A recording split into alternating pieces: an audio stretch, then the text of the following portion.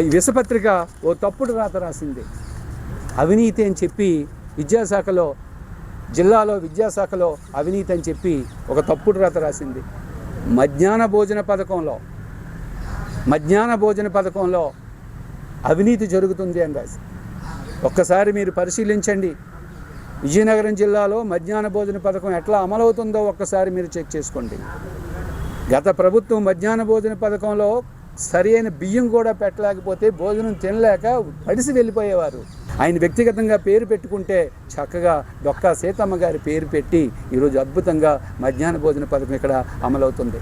గత ప్రభుత్వం ఇంటర్మీడియట్లో మధ్యాహ్న భోజన పథకం ఎత్తివేస్తే మరలా తెలుగుదేశం పార్టీ వచ్చి మధ్యాహ్న భోజన పథకాన్ని ఇంటర్మీడియట్ కూడా ప్రవేశపెట్టి చక్కగా ఇంటర్ పిల్లలు కూడా చదువుకోవడానికి ఇది అవకాశాన్ని అందిస్తుంది.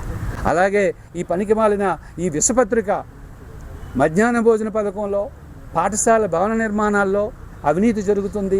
ఆ అవినీతిలో ఎమ్మెల్సీగా నాకు వాటా వస్తుందని పిచ్చి రాతలు రాశారు. ఏమి రాయాలో తెలియక, ఏ అంశాలు లేక పిచ్చి పిచ్చి రాతలు రాస్తున్నారు వీళ్ళు. మీకు తెలుసో తెలీదో 2023 ఎలక్షన్లో, పట్టభద్రుల ఎమ్మెల్సీ ఎలక్షన్లో అప్పటి వైసీపీ తన అభ్యర్థి తరపున డబ్బులు పంచితే, వెండి కాయిన్లు పంచితే నన్ను అడిగారు.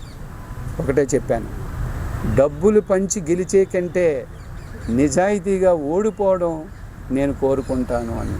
అది నా చిత్తశుద్ధి. మీరు పిచ్చి పిచ్చి రాతలు రాయడం కాదు. ఒక్క ఆధారం మీరు చూపిస్తే, ఎప్పుడైనా అవినీతి ఈ మూడు సంవత్సరాల 4 నెలలు అయింది, సుమారు 40 నెలలు అయింది నేను ఎమ్మెల్సీగా గెలిచిన తర్వాత.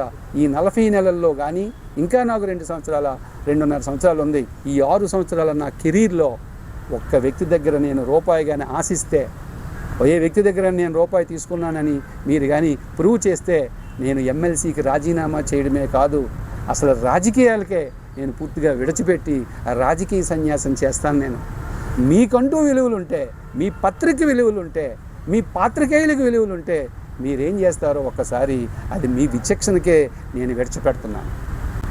అట్లా కాకుండా పిచ్చి పిచ్చిగా ఆధారాలు లేకుండా బురద జల్లాలని తప్పుడు రాతలు కానీ రాస్తే న్యాయపరమైన చర్యలు తీసుకోవడానికి కూడా నేను వెనకాడను. జాగ్రత్తగా ఉండాలని ఈ సందర్భంగా నేను తెలియజేస్తున్నాను.